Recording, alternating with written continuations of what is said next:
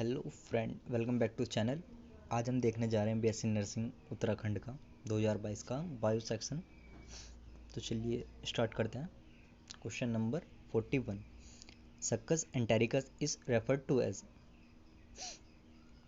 तो इसका right answer is option B, intestinal juice. ये जो मेरे पास सेट है, ये सेट नंबर सी है। आपका हो सकता है ए बी डी कुछ भी हो, तो उसमें क्वेश्चन नंबर डिफर कर सकते हैं। जैसे मेरा को 41 में आ रहा है, तो आपको हो सकता है 50 हो, 1 2 4 कुछ भी हो सकता है, तो आप क्वेश्चन मैच कर लेना।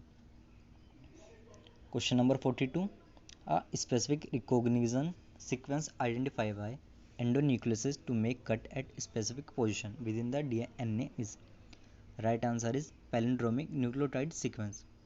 हिंदी में, एक विशिष्ट पहचान अनुक्रम जो एंडोन्यूक्लियस द्वारा डीएनए को विशिष्ट स्थिति पर काटने के लिए पहचाना जाता है, क्या कहलाता है? Option number c, palindromic nucleotide अनुक्रम। Question number 43, which one of the following organism bear hollow and pneumatic long bone? Answer is option a, Neophron. Hindi में, किस जीव में लंबी अस्थियां खोखली एवं वातिल होती है? तो option a, न्यूफ्रॉन।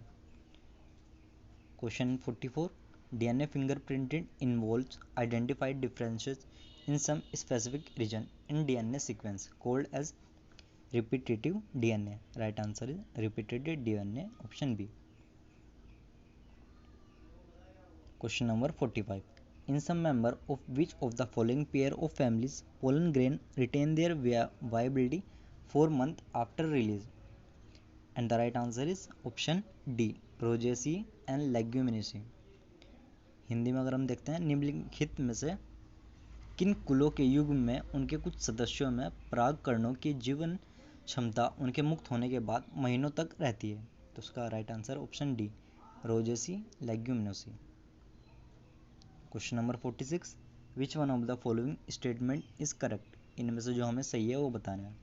And the right answer is option B, fusion of protoplasm between two motile and on non motile gamete is called plasmogamy.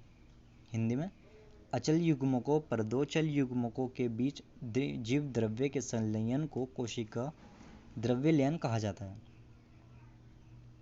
Question number 47, what is the role of RNA polymerase third in the process of transcription in eukaryote? And the right answer is option A, transcribe RNA 28S, 18S and 5.8S। Hindi में, समीम केंद्रीय जीवों में अनुलेखन की प्रक्रिया में RNA polymerase third की भूमिका क्या है? तो right answer is option A, RNA को अनुलेखित करना।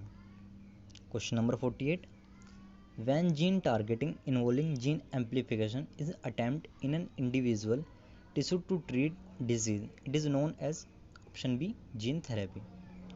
हिंदी में, रोग को ठीक करने के लिए जीन प्रवर्धन करते हुए एक जीन को लक्ष्य किया जाता है, तभी एक प्रक्रिया क्या कहलाती है? देन द राइट आंसर है ऑप्शन बी, जीन चिकित्सा। Question number 49, during the purification process for recombinant DNA technology addition of chilled ethanol precipitated out. Right answer is option B, DNA. आप इंग्लिश के सामने ही हिंदी है, आप वो भी देखते चलना। अगर आपने हिंदी में किया है तो आप ऑप्शन वही है, आंसर भी वही है, तो आप वहाँ से मैच कर लेना। Question number 50, which of the following statement is not correct? pyramid of biomass in C is generally inverted, pyramid of biomass in C is generally upright, pyramid of energy is always upright, pyramid of number in grassland ecosystem is upright. Right answer है option number b, pyramid of biomass in C is generally upright.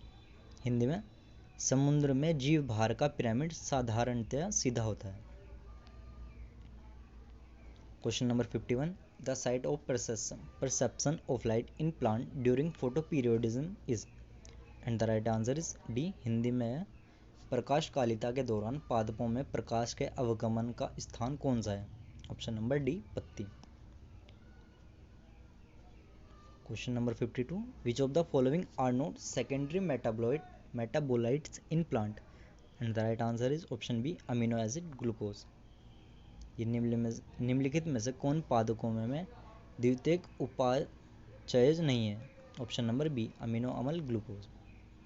Question number 53, the factor that lead to founder effect in population is? Right option is D, genetic drift. इसमें हिंदी में हो जाएगा इसका आनुवांशिक विचलन।